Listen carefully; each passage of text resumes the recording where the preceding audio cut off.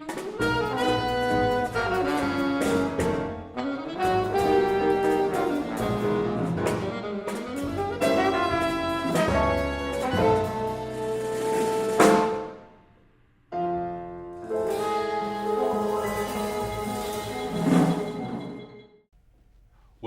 to Marin Voices and Views. With Lawrence A. Strick, I'm Peter B. Collins. Larry, who's a lawyer here in San Rafael, produced today's show, which is focused on some innovative approaches to criminal justice here in Marin. In our second segment, we'll be joined by Superior Court Commissioner Beverly K. Wood. First, though, Peter, we are here to welcome Michael Daly. Michael's a local Marin guy. Grew up in Fairfax, Drake High School, went on to Cal Poly where he has a social science degree and a master's in public administration from Golden Gate University, and joined right out of college the Marin County Probation Office. Yes. And took over as chief in September of 2009. Welcome. Thank you. Welcome. Your interest, Mike, has been in restorative justice, and that's something that you have particular goals for your department. Can you describe what that is for the people here in Marin? Yeah, restorative justice is a different way of looking at how justice is served. In our current system, which is more of a retributive system, it's more focused on what law was broken, who broke it, and what punishment is warranted. Whereas in a restorative practices approach or restorative approach is more focused on who was harmed, what are the needs and responsibilities of all affected, and how do all affected parties together address the needs and repair the harm. So it's more of a collaborative approach, I think more centered around victims and other people who are harmed in the community to have input to repair that harm. So what kind of offenders are eligible, and could you give us an example of a case where you've applied these concepts? Well, right now we have a practice, an ongoing practice in juvenile probation, and these are normally associated with low-level crimes as vandalism, people egging houses or other types of vandalism. There was a pretty significant case where there were a couple kids egging a house of some people who were just new to the neighborhood, who were of a particular nationality, and they thought that's how it was based. And so they were pretty horrified that this occurred. And when the kids were simply throwing eggs at random houses, and that came out in the restorative process, that these people were, the victims were particularly relieved because they thought it was something completely different, and it really scared them. And so when you put these people together in the same room and they're able to talk through the issues, and these young teenagers who were doing this have some idea of the horror that they inflicted on this victim here, it gives the people a better understanding versus going through a court process and they kind of look at each other but nothing is really said. So it sounds like you're trying to set the stage when something not great happens or bad happens, to have a win-win for all the parties. Absolutely. So what do you hear, what feedback do you get from the victims who participate in that, and how do they move forward after an event similar to the one you just described? That's a great question.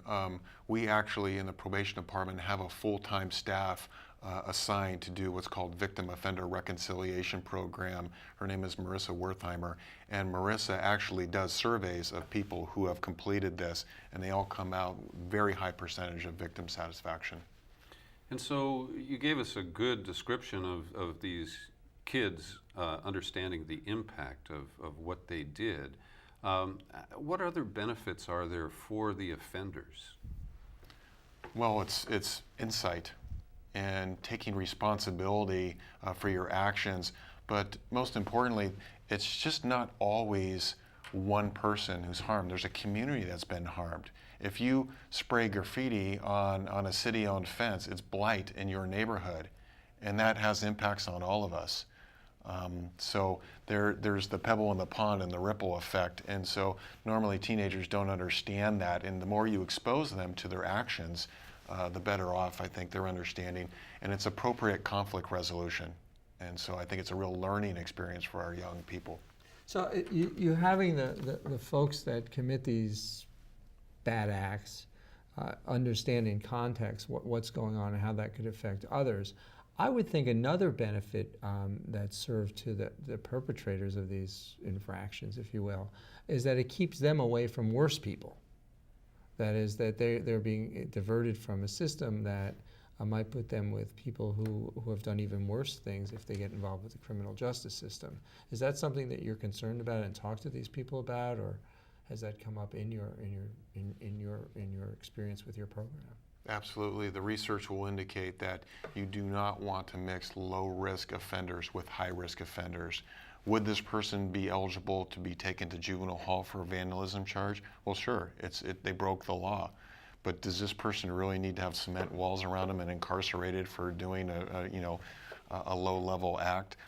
And the people in this morning we had 10 children in juvenile hall out of all of Marin County, which is pretty good. However, the children that are currently in juvenile hall are very high risk, and they need to be there. You do not want to mix low-risk people in with the high-risk people, because the high-risk people don't go down to low risk. The low risk have a tendency to go up, and all the research indicates that. So we have realignment that has shifted a lot of felons into the adult jails, but we've also seen a real change in the California Youth Authority. So what you describe as high-risk offenders, these people no longer are shipped off to Tracy or one of these youth authority facilities.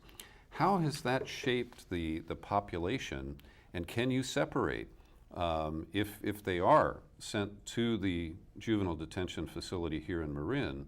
How do you separate them from those who are a little more hardened? And I'm thinking of the guy who just turned 18 who almost got sprung from the juvenile hall, and he's the one who is accused of stealing the Lamborghini and having an arsenal at the storage unit in Richmond. Yeah, and thank God my staff reacted appropriately, and that all turned out.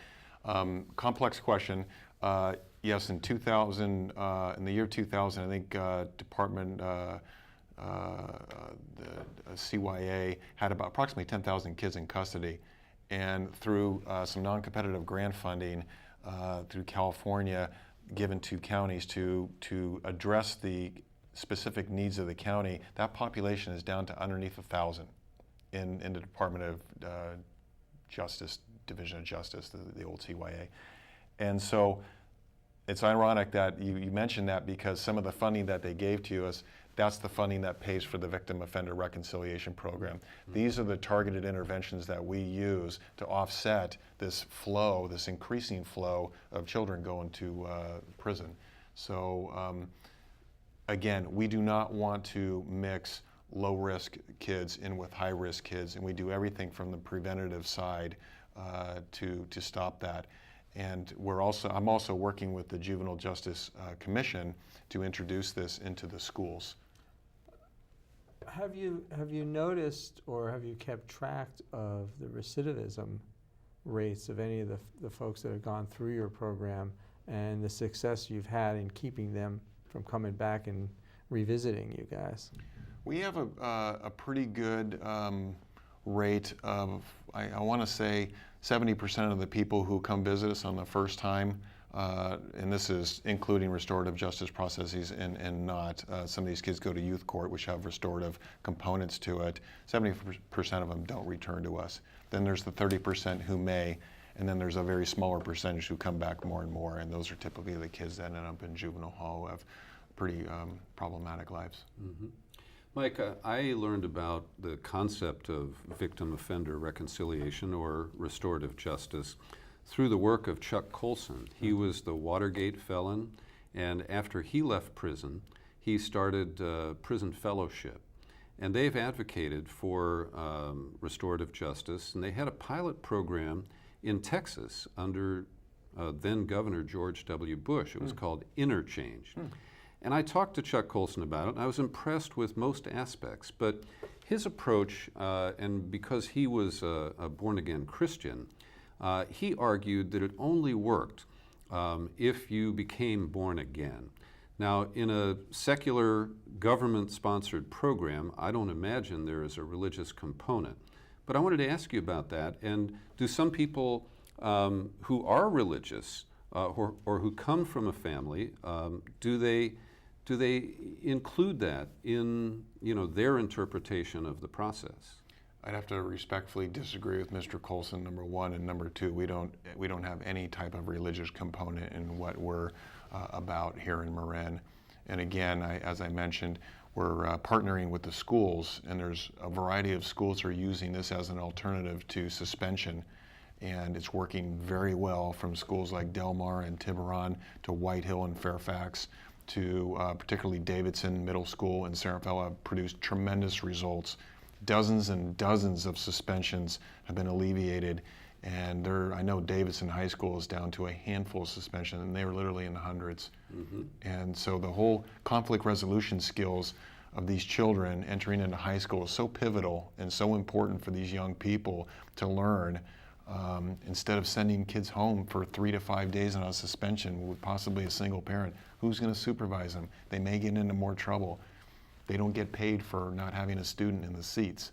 So it's got all kinds of real positives about it, and I'm really happy that the Marin County schools have also embraced restorative practices as an alternative to suspending a kid. So that brings up where you want to go with this. Are more schools getting involved? Are different kinds of populations looking for you for help for older people, or in different settings? Or where do you see your program going, and how can the folks here in Marin learn more about it and help out if they want to? Well, the Marin County Probation Department, particularly in the juvenile arena, already has a system in place. We're a well-oiled machine with that, with Marissa and the Victim Offender Reconciliation Program. Lately, we've been partnering with the Juvenile Justice Crime Prevention Commission and trying to advocate this to be in the school system. Some of the school systems already did it themselves. And we have just been recently, last year, really helped Sarafella High School. And so we're really hoping that an alternative to suspension restorative practices process is in place in all middle schools and high schools throughout Marin County. It's really snowballing in that arena. And where I met you recently is that I approached the Marin Bar Association to get an exploratory committee together to talk about the feasibility of introducing restorative practices into the adult arena. So it's my understanding, we're at our infant stage here, and we're just putting the committee together, but we feel that that would be the next step in a healthy process for the people of Marin. And how do you see this fitting into efforts to reduce gang involvement, and where there is gang involvement, to help these young people work their way out of that network, if you will? Yeah, that's tough. Gangs present a whole different issue in the entrenchment and the difficulty of actually exiting a gang. I do know people who have spent time in our juvenile hall, a considerable amount of time in juvenile hall, and they have basically said, we're done.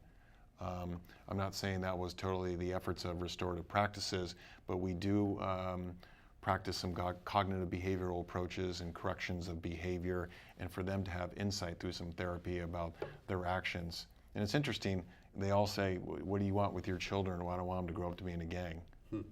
Mike Daly, Chief Probation Officer, County of Marin. Great to have you here today. This is really interesting. Thank you for your time. Thanks for coming in. Joining us now is Beverly K. Wood, who has served as a commissioner of Marin Superior Court since 2005. She earned her bachelor's degree at UC Berkeley and her law degree from the University of San Francisco. Commissioner, welcome. Thank you. Tell us a little bit about the role of a court commissioner and what kinds of cases you are assigned. Well, court commissioners are known as subordinate judicial officers. And the easy way to explain it is that judges are either appointed by the governor or elected by the county, the population. The judges as a group then get together and hire commissioners to help with the workload. And so that's sort of our distinction. In terms of what we do, that changes from county to county and from year to year. For example, now I'm in a family law assignment, and I have one department and Judge Adams has the other, so we're doing the exact same work. Last year I was doing criminal misdemeanor arraignment calendar. So I think you could, in Marin at least, the judges do the felonies and the civil departments, and the commissioners do family law, misdemeanors, and juvenile. Not the same everywhere, but that's roughly. And do you have the same authority as Judge Adams, for example? And do the parties have to stipulate to a commissioner hearing their case? Yes. The parties do have to stipulate to a commissioner hearing the case, and that either comes by an express stipulation at the beginning or by not objecting and thereby waiving the stipulation. But just to put some closure on this particular thing, because I've seen you on the bench, you wear the robes, you sit in the front of the room, and for all intent and purposes, your rulings stick. That's correct. Unless there is a rule that allows that if you do not stipulate to the commissioner hearing your matter, I still hear it. But the only difference is then I prepare a recommendation to a judge. So I want to tell you that that has never happened. But we're really here to talk about a different role that you have. Yes. A role that takes place outside the Civic Center, outside the courtrooms on the seafloor over there. And it's something I recently learned about, and I think you told me it's called community court sessions, and you hold those off campus, so to speak. Yes. And can you tell us a little bit about what they are and the population you're serving there? Sure. I want to sort of back up just a little bit. I was on the criminal bench doing misdemeanors for about 2.5 years, and you see a lot of the same people coming through, and a lot of them are homeless or challenged, either dual diagnosis with mental health issues or substance abuse issues, a lot of homelessness, and you see this population back and back and back and back and back. So I became sort of familiar with this group of people, shall we say.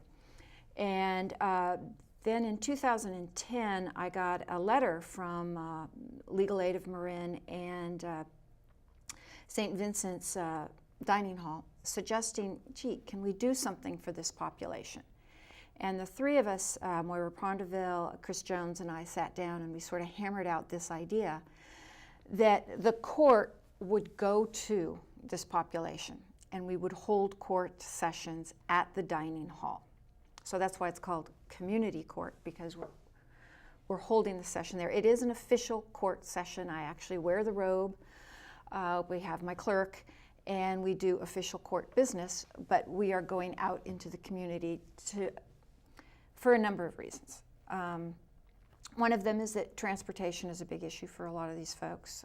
Number two, a lot of them are afraid to come to court because court means potential, bailiffs or jail and all of that kind of thing. And for what we're trying to do, which is address this population in a more meaningful and relevant way, we thought we could do it better down at the community court.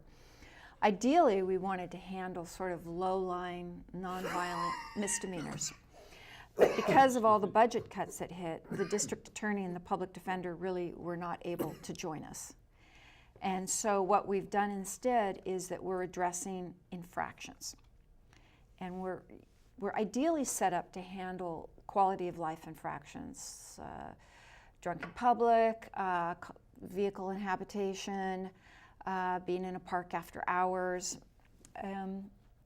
no registration, no insurance, no license, things that generally happen to people when they're homeless, have substance abuse or mental illness, and are impoverished. So what we try to do is we get that population to come in and we address their cases not by imposing the fines, which there's no way this population could afford to pay those fines, but by giving them something different to do instead of paying a fine. For example, if it's someone who is inhabiting a vehicle, we will require that they go and sign up for housing. If it's a veteran, that they go to the Veterans Administration and sign up, that they prepare resumes and send out resumes. And then they have to come back and show us that they've done that. And if they take those steps, basically that's instead of paying their fine. And so what is the process by which people are referred to this? Is it simply like you described when you were handling misdemeanors, that you see somebody 3 or 4 times and decide that they need a different approach? Or is it coordinated with the other judges and they apply some of the same criteria? The way one gets there is either by coming through the court system and having a judicial officer say, you know what, you've got all of these other low-lying matters which are impairing your ability to move forward. Go to community court. They can believe me, word travels. They can refer themselves and sign up at either legal aid or right down there at the dining hall.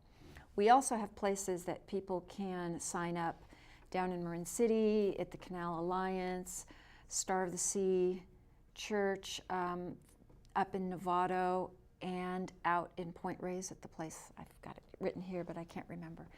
So it's kind of grown by word of mouth, I'm going to tell you the truth. And as providers of these various services learn of their people who need this help, they refer them, and there's no official route. That's what it sounds like. It almost sounds like you're gathering folks who have these social problems and in attempting to do some social work from the bench, so to speak.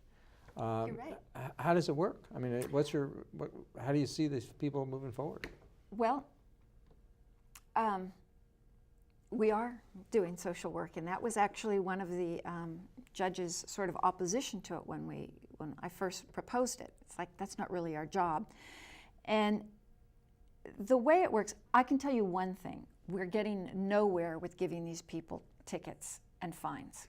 That's dead end. That's never going to go anywhere. And so if we want to make our laws relevant, I figured we had to figure out how do we interact with these people for them to realize, number one, that there is a ramification for disobeying the law, and number two, how do we turn this into a positive experience? So how does it work? Surprisingly well. I mean, this is a population where we had zero response from in the past because they can't pay a fine. So let's say each month I might have 50 people come to court. Of that 50 people, I actually did the statistics on this, about half of them do what they're supposed to do, which is shocking. Really. I mean, it's striking. Really shocking. And half of them I'll never see again. So They leave the county, they just don't do it. Uh-huh. They just don't come back. You have to realize a lot of the people we're dealing with have real mental health issues. Mm-hmm. And they're, it's just not, they just don't go from A to B to C to D like we might.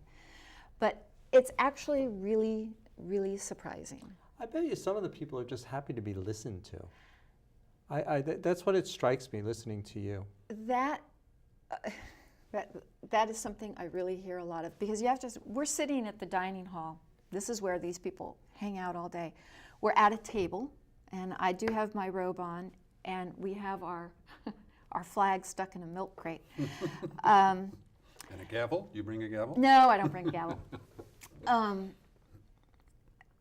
It's in the milk crate because I have a small car and I couldn't fit a flag in there. And we just sit at the table and they have a chance to talk to me about what's going on in their life and why this happened to them and what they're trying to do. And there's a big therapeutic value to this. And these are people who have never really had that kind of experience before. I'm not surprised. And what's really great is that legal aid has been phenomenal. I mean, they meet with the people ahead of time. They really try to figure out what they need. They're trying to follow up with them. And to the extent that we have that assistance, some of these people are getting a helping hand that they've never really had before. So, Commissioner, how does this compare to what other jurisdictions have that they call a drug court? Do you process in the same way, and are there diversion opportunities or community service opportunities? Marin also has a drug court, And actually, I handled one of those drug courts for about 3 years, and where I learned a lot of what I'm implementing now. We do have a big community service component to community court. Lots of times they'll have to do these things to better, their own situation, but almost everybody also has to do some community service because that's part of this process. And they do. I mean, it really is amazing that they do their community service work and they turn it in. And diversion, we're dealing with infractions, and most of these infractions have already been reported as convictions, so there's no diversion there. If somebody comes to us right away and there's no conviction reported, then it is exactly a diversion. Mm-hmm. So it sounds like you're putting out a great deal of effort. Is this costing the county or the state money, or is it revenue neutral? Is it saving you money? What's your read on that? Well, I hold the court at 4 o'clock on my own time, and so I don't cost the county anything. And we don't hold it at the county, so there's no county facilities. And I have a wonderful clerk, Wong Leclerc, who has volunteered her time, and she comes after work and she conducts the court. I would say the county pays a bit because we're doing some of the processing during normal business hours. But there is nothing allocated out of the county money to this community court. It is revenue neutral. We rarely collect any money, although once in a while we do, that we might not otherwise collect. We've had people who, since coming to the court, got a job and said, hey, I'm really excited, I got paid, I want to pay something towards this. And Commissioner, I'm sorry, we have to adjourn at this time. Oh. Commissioner Beverly Wood, thank you for joining us Sure. today.